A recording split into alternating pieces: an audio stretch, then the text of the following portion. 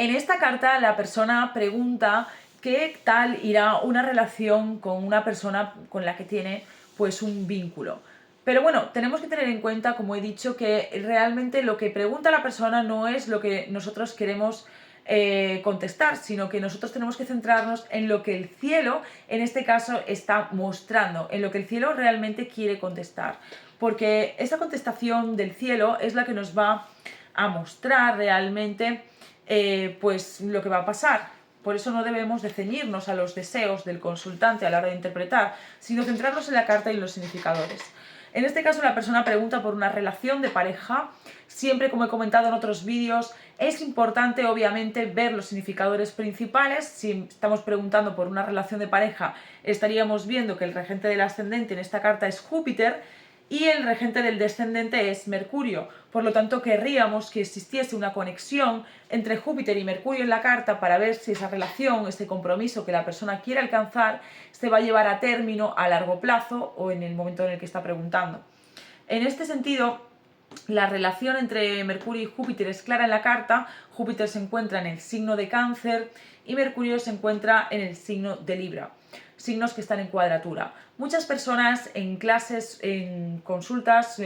me dicen que si la cuadratura es un aspecto negativo. Realmente la cuadratura no es un aspecto ni negativo ni positivo, porque realmente los planetas, cuando se encuentran en el cielo, lo que hacen es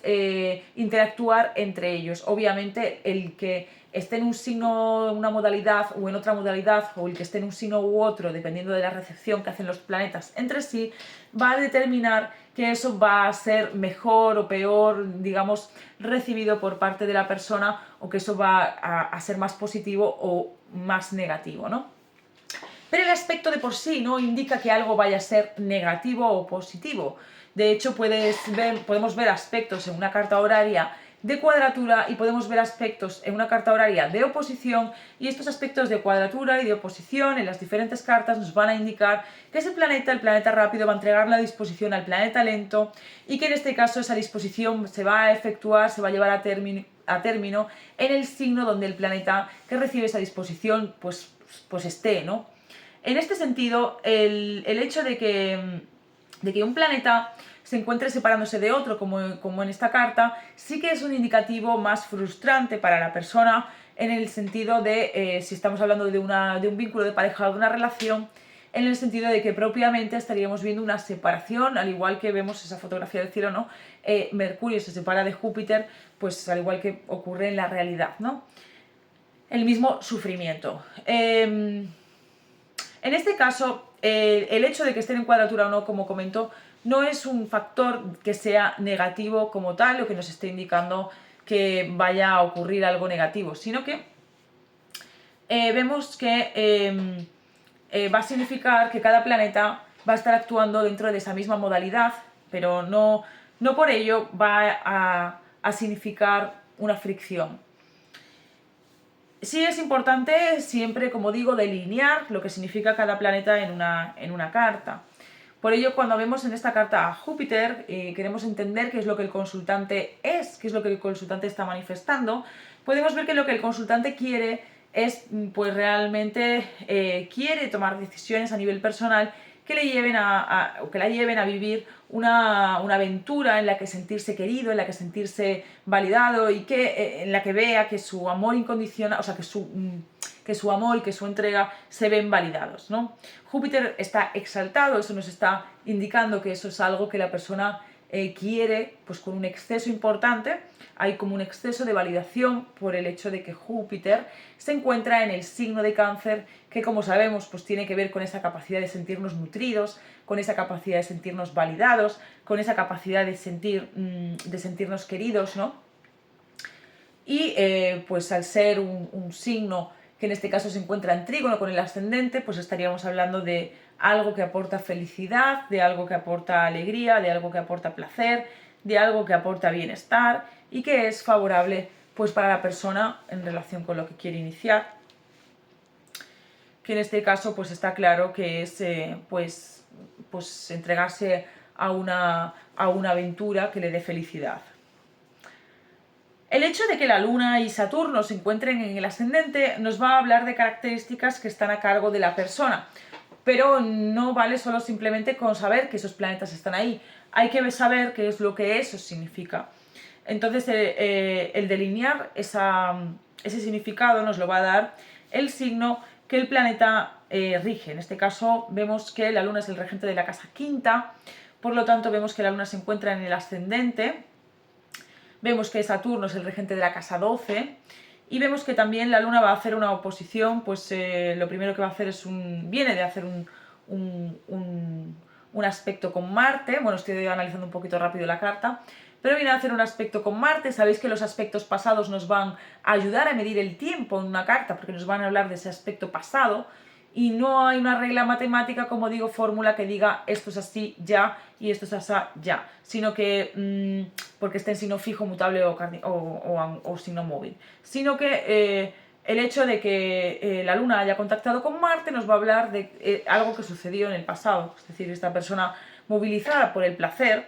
inició una aventura, digamos, extraordinaria, una aventura que está conectada con su propia autoestima, con el hecho de iniciar algo nuevo, que para esta persona, pues por su propia autoestima es muy importante. Y eso supuso algo negativo para el placer, por lo tanto, porque hay que valorar las recepciones. Por lo tanto, esa aventura que se inició vemos que fue hace 2 grados. Si nosotros quisiésemos medir el tiempo, tendríamos que de algún modo pues ir hacia atrás en el tiempo, preguntarle a la persona cuándo sucedió eso y a partir de ahí establecer los siguientes contactos, qué es lo que va a suceder teniendo en cuenta ese contacto previo. El siguiente contacto de la Luna es una oposición con Venus, por lo tanto vemos que Venus está en caída, además se encuentra en conjunción con el nodo sur, se encuentra en caída en la casa séptima, aunque está en sus términos. Vemos que, bueno, no está en sus términos, pero Venus en este caso es el regente por exaltación de la casa primera, representa a la persona por exaltación, también representa la normalidad y las rutinas en relación con la entrega incondicional en este vínculo. Y al ver una oposición, aquí sí que vemos un aspecto más complejo, que veríamos pues un choque entre lo que representa ese placer y esas rutinas. Vemos que es una carta que nos está hablando, obviamente, de una relación bastante tóxica para la persona, en el sentido de que vemos que es una relación en la que la persona se sacrifica y de algún modo la obtención de una devolución por parte del compromiso en el que se está entregando es bastante negativa, en el sentido de que no hay una conexión entre Mercurio y Júpiter, que podría haberla a través del Sol o a través de la Luna, pero no lo hay. Y Mercurio y Venus, aunque sí que están en reciprocidad, es decir, a Mercurio le interesa lo que le interesa a Venus y a Venus le interesa a Mercurio, vemos que es un interés más bien egoísta, ¿no? Que está avalando más la ganancia de la parte contraria, o sea, del compromiso, que de la propia persona o nuestro consultante. Es cierto que luego, después de esto, porque claro, cuando analizamos una carta tenemos que analizar todos los aspectos. Aquí en esta carta pues hay bastantes aspectos. Vemos que la Luna luego, después de hacer esa oposición con Venus y experimentar esa disociación en la que esta persona se va a dar cuenta que esa aventura que inició, que ya no le aportaba placer o ya se dio cuenta en el pasado de que no le aportaba ese bienestar que la persona estaba buscando o ese cariño, esa contención, luego posteriormente ya se va a refrendar eso, va a haber una situación en esa cotidianidad entre esta persona y ese compromiso que va a efectuar, a visibilizar que realmente no cumple con eso que la persona está buscando, esa búsqueda de cariño y de contención y de validación. Pero sí vemos que luego hay un aspecto muy bueno, que es el de la Luna con Júpiter, que veréis por qué lo digo, porque Júpiter se encuentra en el signo de Cáncer, por lo tanto Júpiter lo que quiere realmente es la Luna, mientras que la Luna se encuentra en el signo de Júpiter, por lo tanto lo que la Luna quiere es Júpiter. Esto quiere decir que hay una reciprocidad en cuanto a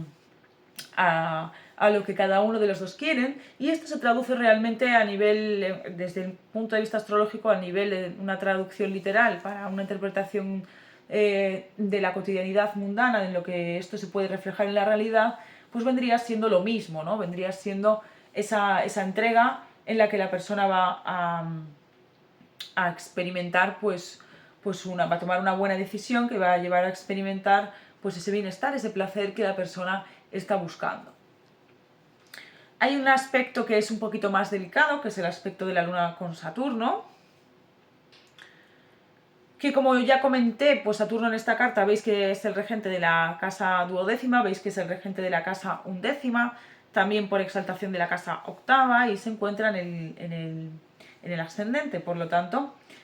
aquí vemos que Saturno se encuentra limitando lo que Júpiter significa, que es la propia acción de nuestro consultante, la propia manifestación de nuestro consultante y esas decisiones que quiere tomar pues, para encontrar ese placer, esa validación que está buscando, ¿no?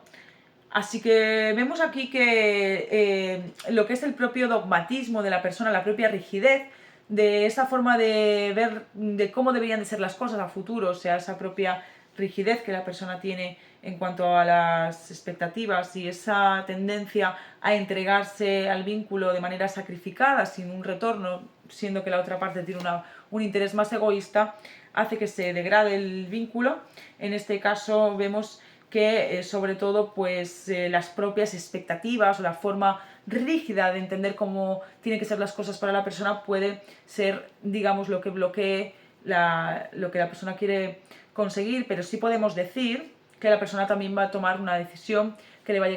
a llevar a experimentar una entrega verdadera en el amor, ¿no? Aunque efectivamente esa separación entre Mercurio y Júpiter y que no haya ninguna conexión entre Mercurio y Júpiter van a hablar de que realmente pues, no es un compromiso que se vaya a consolidar como tal